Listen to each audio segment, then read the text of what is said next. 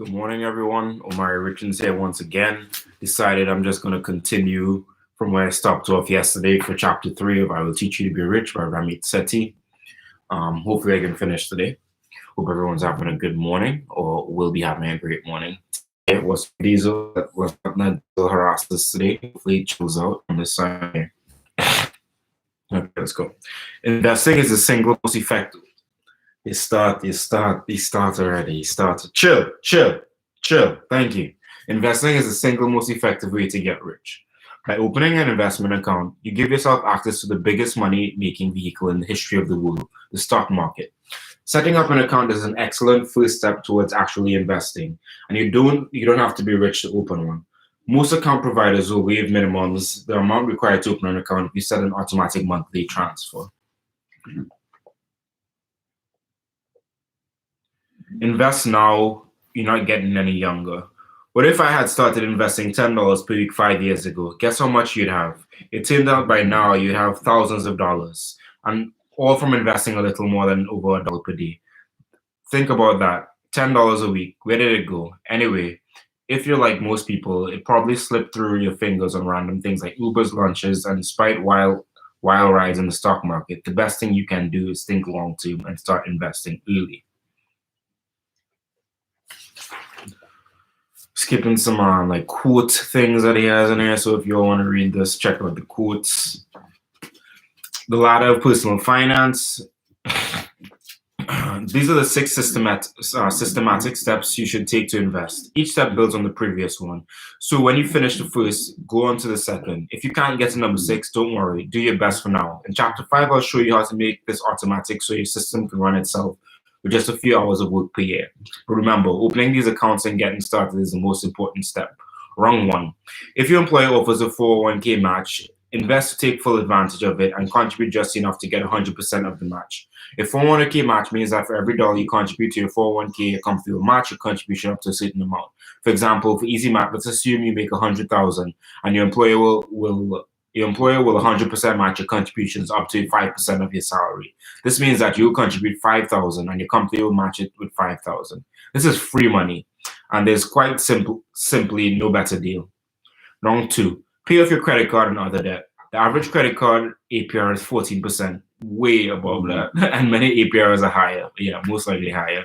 Whatever your card company charges, paying off your debt will give you a significant instant return. For the best ways to do this, see page 62 in chapter 1. Wrong 3. Open up a Roth IRA, see page 111, and contribute as much money as possible to it. As long as your income is $120,000 or less, you're allowed to contribute up to $5,500 in 2018. For current contribution limits, search your Roth IRA. It's $6,000 now. Wrong 4. If you have money left over, go back to your 401k and contribute as much as possible to it.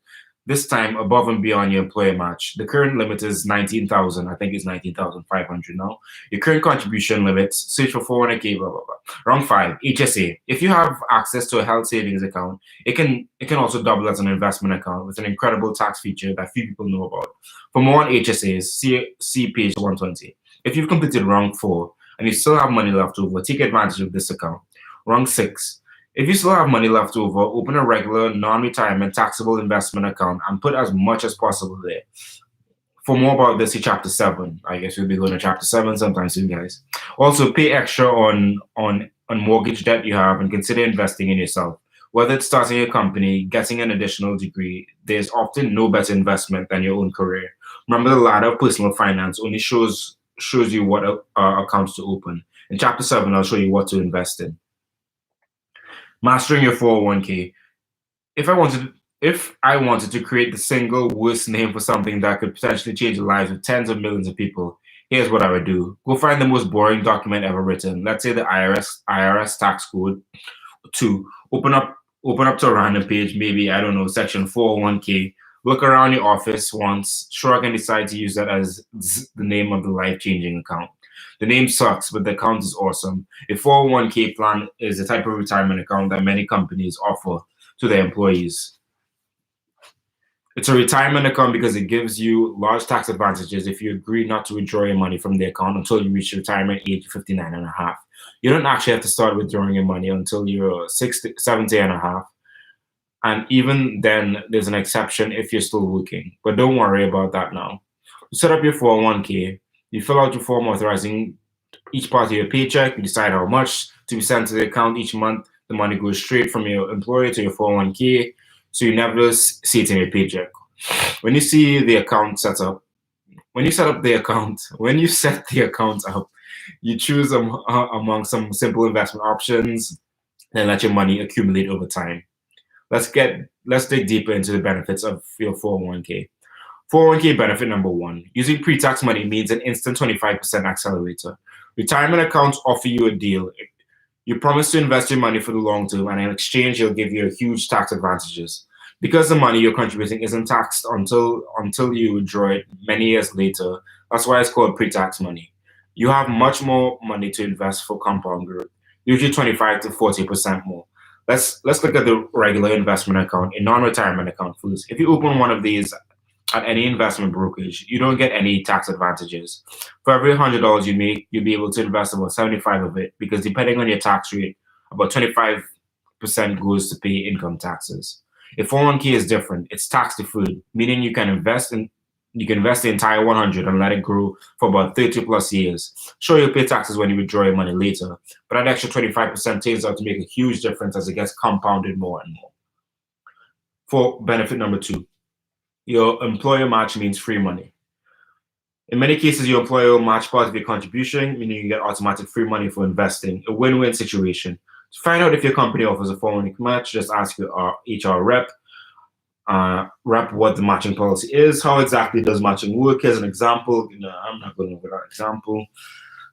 Benefit number three, automatic investing. With the 401k, your money is sent into an investment account without you having to do anything.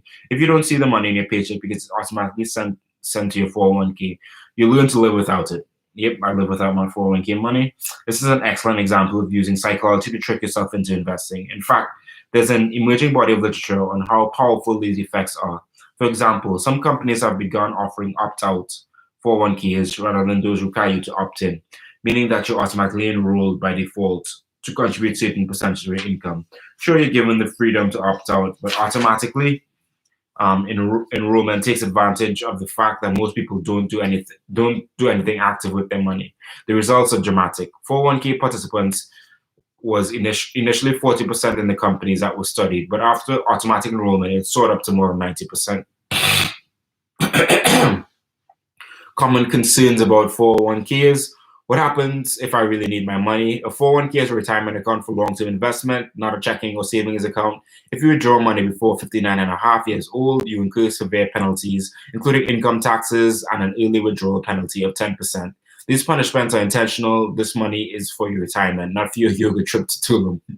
That said, there are allowances for hardship withdrawals, including paying medical expenses, buying a primary residence, paying educational costs, and the like. These are subject to income tax and the 10% early withdrawal penalty, so they're not a great option. I'd avoid raiding your 401k unless you're truly desperate, but they do exist. Remember, the biggest problem most people have is not saving and investing at all. So don't let worrying about how you get your money out stop you. Once you've saved and invested money, you can always figure out a way to withdraw it if you really need to. Will I have to pay taxes when I withdraw my money? Yes. Although your 401k is tax deferred, it's not tax free. But when you start withdrawing after age 59 and a half, you'll have to pay taxes. But don't feel bad about paying these taxes since your money will have been compounding at an accelerated rate for the last 30 to 40 years because you agreed to invest your money in a 401k. You were able to put in about 25% more money to grow for you. What if I switch jobs? The money in your 401k is yours. So if you move to another company, don't worry, you can take it with you. Here's how. One, move it to an IRA. This option is preferred. It lets you roll over your 401k into an IRA, which is great because an IRA gives you more control over where you invest your money, including life cycle funds, index funds, which we'll cover later. Call your discount brokerage, such as Vanguard, Fidelity, or Schwab. You'll be signed up by one of these and in the chapter, and ask for the help with the 401k rollover, including converting to a Roth IRA. It should take about 10 minutes and it's free. Note that there may be a time limit when you're transferring the money to a new provider.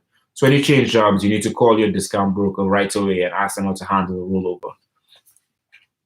Two, roll your money from your old company's 401k to the new company's 401k. This is fine, but if you already had a 401k, you probably noticed that the investing choices are limited. Plus, the main reason to contribute to a 401k is to take advantage of employer's match, which won't apply to funds you roll into your new account. So I prefer rolling 401k into an IRA. If you really want to roll it over to a new 401k, ask the HR person at your new employer to help. 3, leave it at your current company. This is almost always a bad move because you'll forget about it and certainly won't stay up to date on the investment options and changes offered through the plan. 4, cash out the money and pay taxes and 10% early withdrawal penalty. This is the worst thing you could possibly do. Yet, here's an astonishing fact. 50% of 20-somethings cash out their 401ks when they leave their jobs, taking a huge hit on taxes and fees. Don't do it.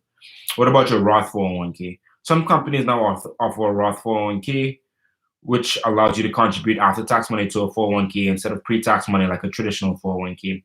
Why would you do this? If you expect your tax rates to be higher later in life, a Roth 401k is a great option for you. 2 unexpected benefits here. If you use a Roth 401k, there are no income restrictions. So if you earn too much to contribute to a Roth IRA, a Roth 401k is a great way to get after-tax benefits. Also, you can take any Roth 401k money and roll it over to a Roth IRA tax-free, which will give you even more investment options. Summary of 401k advantages. We've covered this, but it bears repeating. The 401k are great because with virtually no effort on your part, you get to put pre-tax money to work, or in the case of the Roth 401k, after-tax money. What this means is that since you haven't paid taxes on the money yet, there's more of it to be compounded over time. On top of this, your company might offer a very lucrative 401k match, which amounts to free money that you're being safe not to take. Remember to be aggressive with how you contribute to your 401k, because every dollar you invest now will be likely worth many more times than in the future. Do it now, setting up your 401k. To set up your 401k, call your HR administrator and get the paperwork to open up the account, which will take about 30 minutes to fill out. The forms will ask you to choose which funds you want to invest in. Before you make your choices, read Chapter 7, where I cover your investment plan. Low-cost index funds. If you do not have an employer match, calculate how much you need to contribute to your 401k to get the full match, and then have it automatically deducted from your paycheck. The 401k paperwork you fill out will let you specify this. For example, if your employer matches 5% from your salary and you make $50,000 a year, you need to contribute about $208 a month. That's $50,000 multiplied by 5% divided by 12 months. If that amount was automatically taken out of your paycheck and you never saw it, could you still live? Answer yes. If not, adjust the amount down until you're comfortable. Remember, investing 85% of the way is better than not doing it at all. If your employer offers a 401k but doesn't offer a match, open up the 401k anyway, assuming there are no monthly fees. Check and see if your employer pays for these fees also. But don't contribute any money for now. Follow rounds 2 and 3 of the ladder, personal finance, to pay off debt and max out your Roth IRA. Once that's done, continue on to round 4 of the ladder, personal finance, and invest in your 401k. All right, I'll just read this last part here. Crush your debt. The second step of the ladder, personal finance, is addressing your debt. If you don't have any credit card debt, awesome. Skip this step and jump to the section on the next page. If you're wondering why student loan debt is okay to have while you move on to investing, here's why. Student loan debt tends to have a lower interest rate than credit card debt. It also tends to be large. That means you can set up a payment schedule, but also invest at the same time. If you do not have student loan debt, it's time. If you do have non-student loan debt, it's time to pay it off. I know it's not sexy or easy, especially when we're talking about investing. It's a funny thing. Once people get their first taste of investing, setting up new accounts and learning phrases like asset allocation become way more exciting than paying off tired old debt. They say, why do we have to talk about debt? I'll make more from investing than paying off debt because I want you to crush all the barriers that keep you from being rich, wealthy. I encourage you to focus on paying off your loans, especially your credit card debt, which often comes with exorbitant interest rates. For the best way to get rid of debt, revisit page 62. Well, thank you all for tuning in today. I think tomorrow I'll just finish out the chapter. I think there are a couple more pages, and I'll maybe just switch to another chapter in that book. Maybe I'll switch to another book. No clue. Tomorrow we'll see what it has in store. Hope that everyone's well. Have a great day. Pieces.